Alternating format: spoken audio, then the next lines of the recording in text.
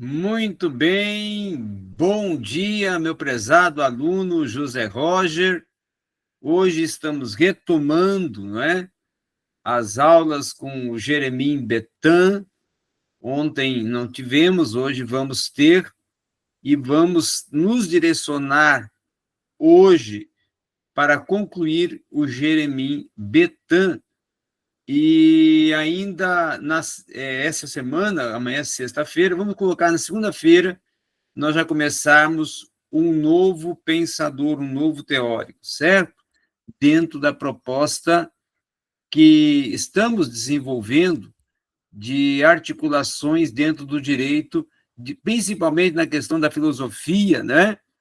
E sociologia do direito, e até estamos pegando algumas áreas diversas que são tratadas, vamos dizer assim, no direito, para podermos ter uma visão ainda muito mais ampla. Até hoje, inclusive, nós vamos trabalhar com algumas áreas que são distintas, até para nós compreendermos algumas questões, principalmente da normatização, certo?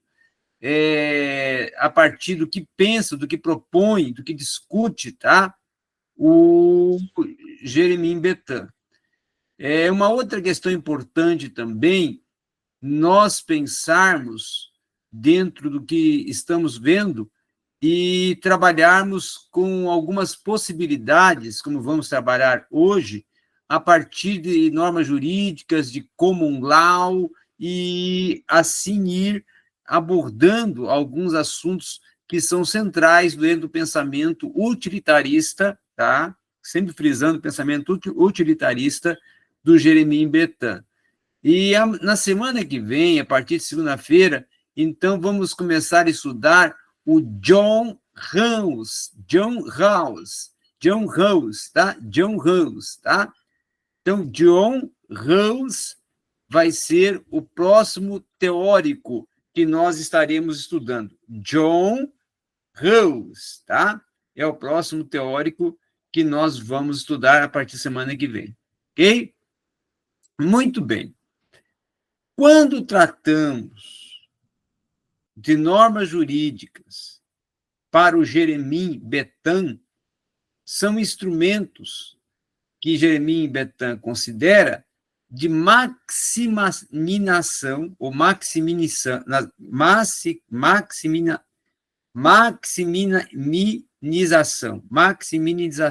tá? Do bem-estar.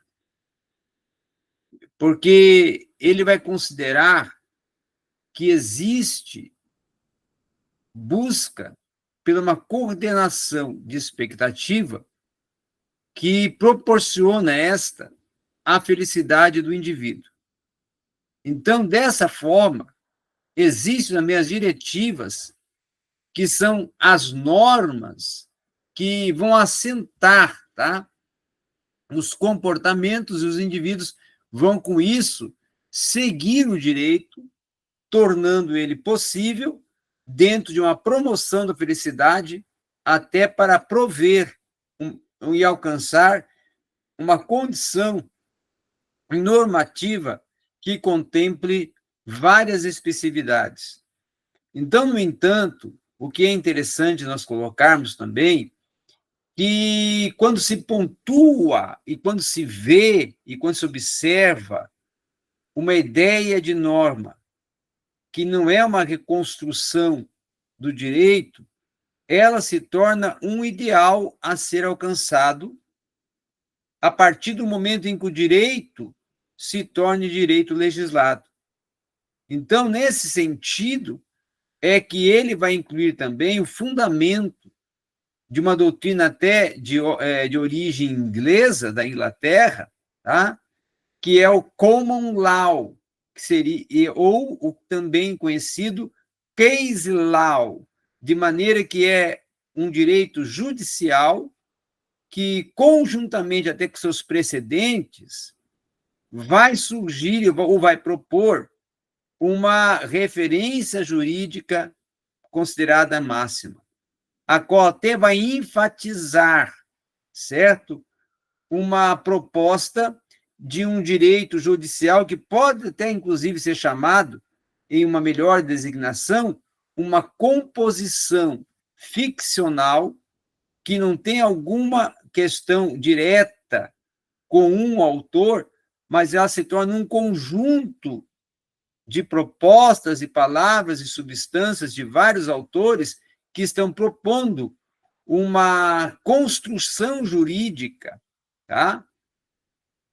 Para poder, com esses fragmentos e até, vamos dizer assim, tiras da lei real, unir um fundamento imaginário que venha compor o mobiliário de todo um código de contexto nacional, tá?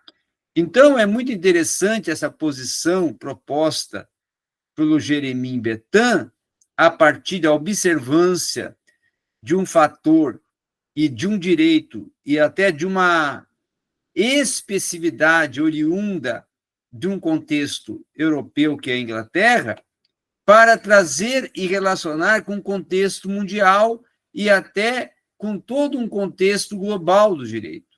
Então, a esse respeito, nós vamos ver que um dos principais aportes críticos do Jeremim Bethan vai estar justamente relacionado com esse modelo inglês. Ele cita para criticar, ele cita para desenvolver algumas críticas em relação até às ações individuais de conduta que são prescritas no common law, que para ele não serve satisfatoriamente como sendo uma guia ou até uma normatividade para as ações humanas. E sim se torna um modelo que para ele não é adequado, até como referência racional para a conduta. Então, ele considera que é um modelo que existe dentro de opinião de juízes que se tornam meras opiniões porque vão servir só para um objetivo, o de ordenar a sociedade a maximizar a felicidade, tá? Então, nas instituições, muitas das vezes, que são instituições não escritas, tá? Por até elas, às vezes, em alguns casos, elas não existirem, surge alguns signos e alguns testemunhos e algumas experiências que são propostas para poder compor o conteúdo aplicativo do common law.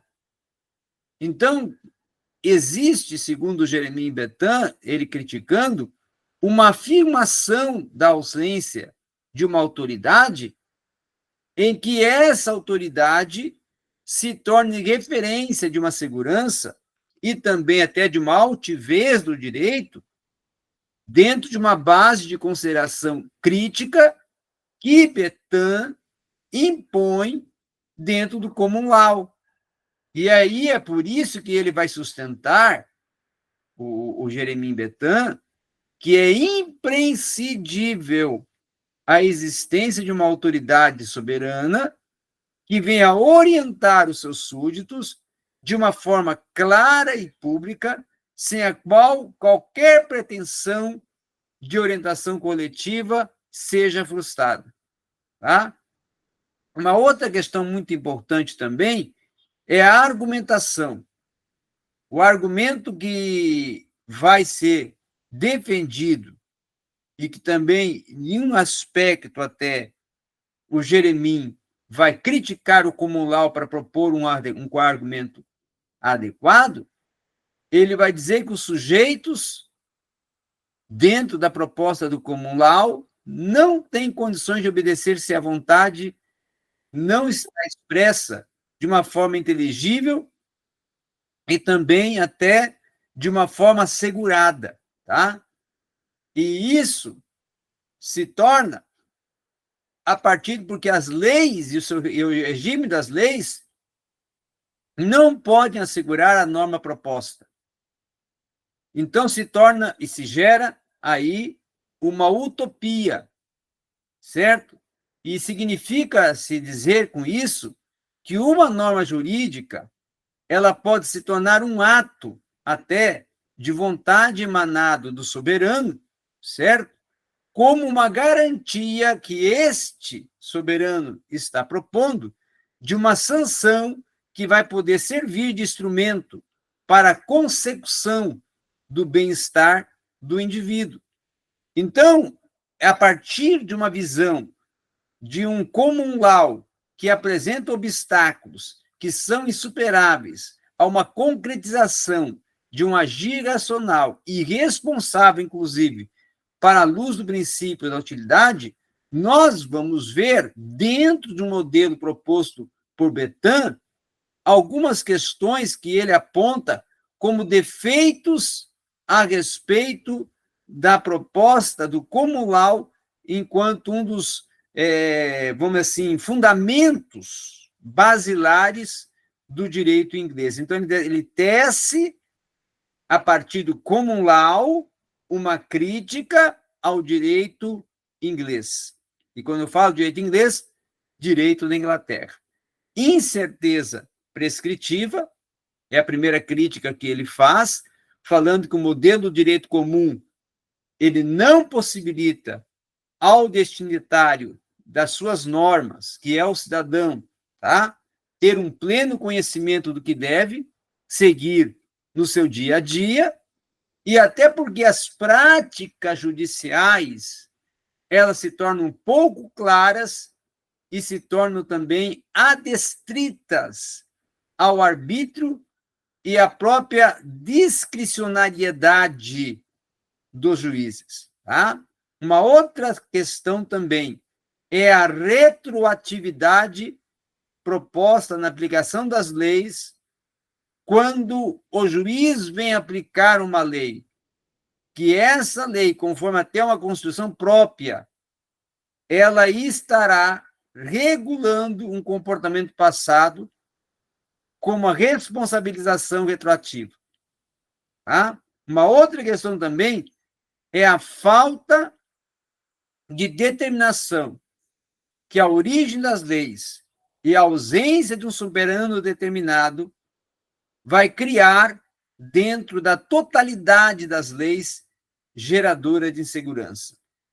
E aí, por fim, Bertin também vai considerar que existe uma falta de uma aplicação de um princípio da utilidade, em que os juízes, baseando-se nos seus precedentes ou até em suas técnicas de analogia, eles não têm uma visão adequada da criação, da formação das leis, do modo em que elas faltam e propõem condições de zelar com até as medidas gerais pela realização dos princípios que vão maximizar a felicidade.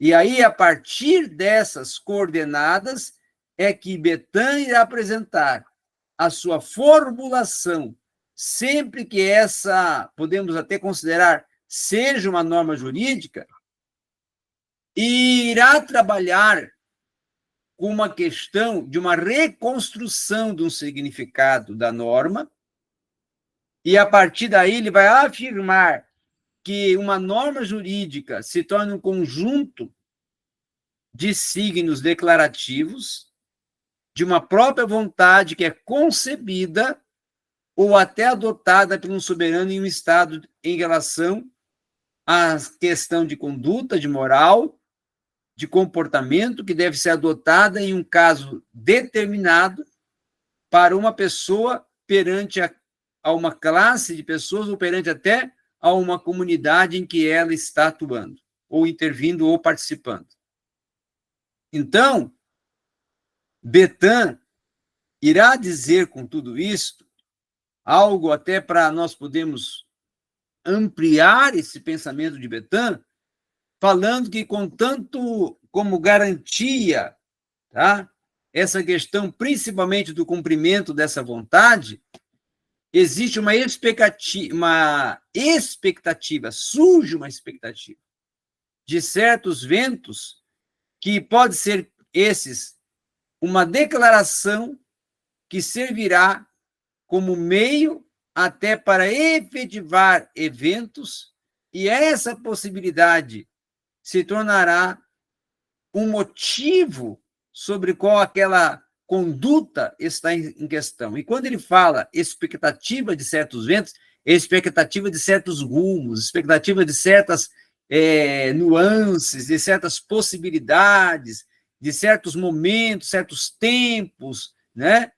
Então, ele agora, depois, em sua exposição e crítica que ele vai fazer, e ele faz uma crítica para depois ele propor uma significação e até uma reconstrução a partir do que ele considera louvável, correto, certo para ser aplicado, dentro das modalidades não só normativas, mas também prescritivas, tá?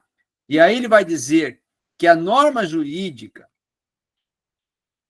dentro do que foi proposto e é proposto no Combulau, ela não obtém uma noção muito geral, global, a respeito do que o universo normativo jurídico propõe. Então, é explorado algumas questões que Jeremy Bentham contrapõe, concernente à natureza da norma e os elementos da norma, que conforme ele nós já tratamos, até nós já expusemos anterior aqui nessa aula, há alguns momentos atrás, essa norma jurídica, ela se torna o quê? Um conjunto de signos que são declarativos, tá?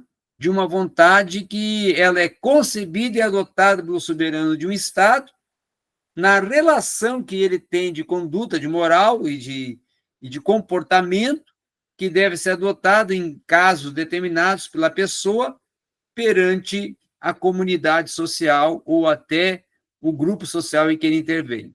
Então, dentro dessa proposta, Bentham vai dizer também que o par de normas imperativas, que são as normas principais de um ordenamento jurídico, existe a finalidade, que é a finalidade de possibilitar que o soberano desempenhe a sua tarefa social e assim ele venha conformar as condutas que existem e até outras normas que são designadas que não são imperativas. E aí surge uma atuação funcional e subsidiária de uma eficácia dependente. Então, dentro até de um pano de fundo da natureza e da norma que está no dilema, que vai identificar nessa procura da distinção entre a norma penal e a norma civil, vai surgir também um labirinto, que Bentham vai dizer que é um pensamento filosófico jurídico que ele vai Bentham vai desenvolver a partir da identidade e a plenitude desenvolvida e proposta em uma norma jurídica.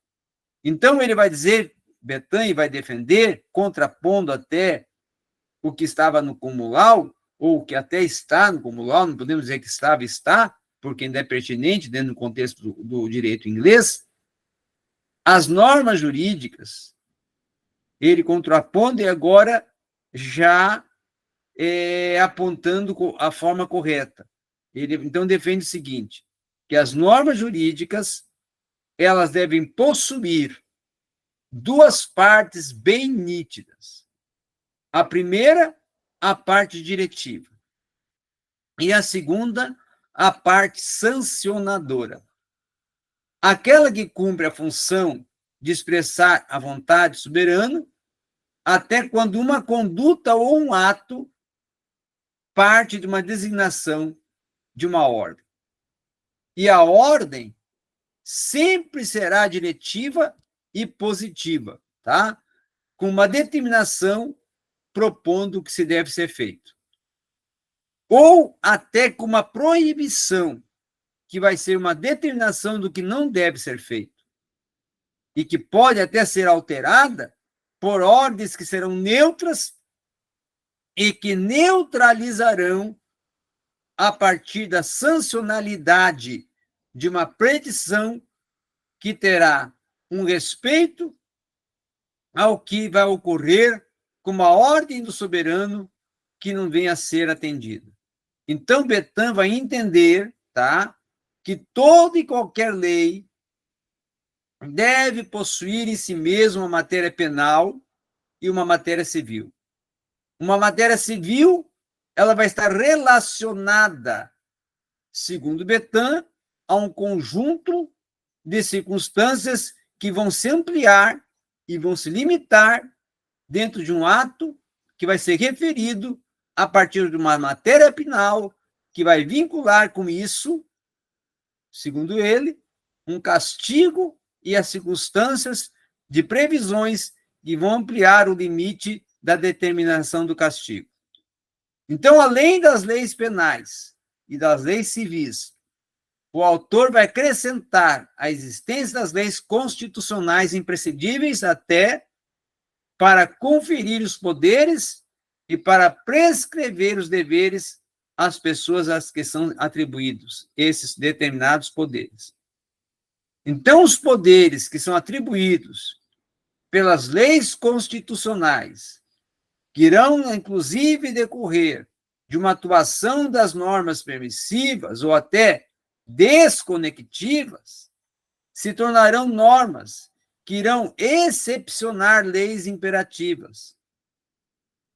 Em suma, pode ser dito, tá, que o fato da natureza da norma jurídica considerar o princípio da utilidade e esse ser o expresso a partir de uma diretiva poderá se encontrar nessa proposta, nesse conjunto e estrutura de conceitos do Bethan, uma composição que essa seja até mais complexa, mas muito melhor articulada, porque ela se torna mais simples no que propõe as ordens e a obediência.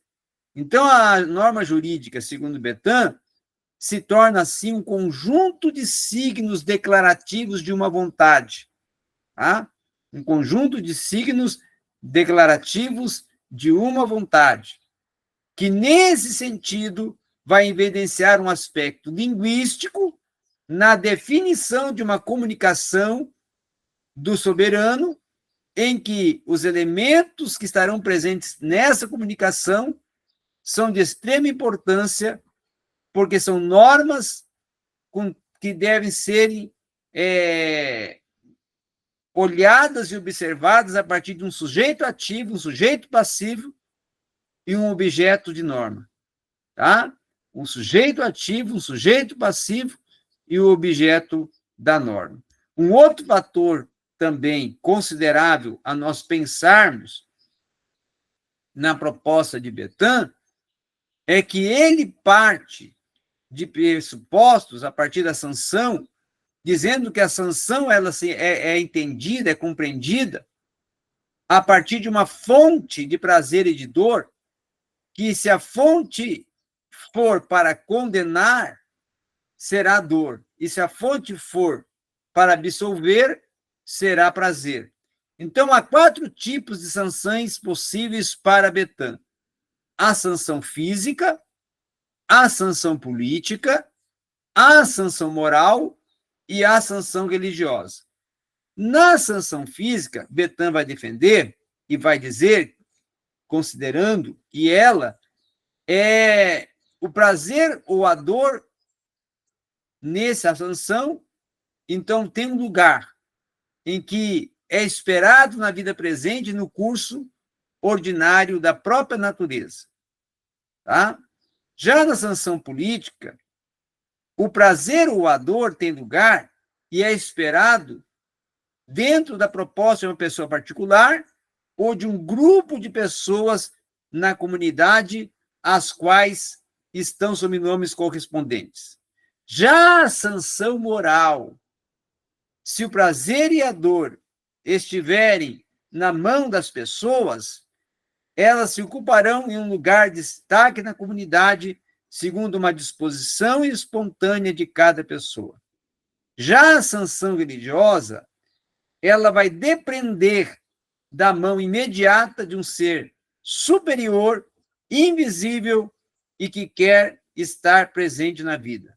Em outras palavras, nós podemos dizer que a sanção física em Betã aponta a dor e o prazer que decorrem dos impulsos e restrições que derivam das circunstâncias naturais pelas sanções políticas. E dentro dessa proposta, nós vemos que as sanções apenas devem ser utilizadas quando seu uso abre chance para se evitar um mal maior e dentro de 4 situações. Quando não houver motivos até para uma punição, e quando ela não puder ser eficaz, e quando ela não for inútil, e quando ela for supérflua. Concluindo, fechando a aula, fechando o pensamento de Jeremim Betã que nós tivemos com essas aulas, nós podemos dizer que Betã, ele explicitou uma convicção sobre a possibilidade de se criar a base do princípio da utilidade, como um utilitarista. Ele também propôs uma sociedade disciplinada que o objetivo era a maximização dos benefícios para a coletividade.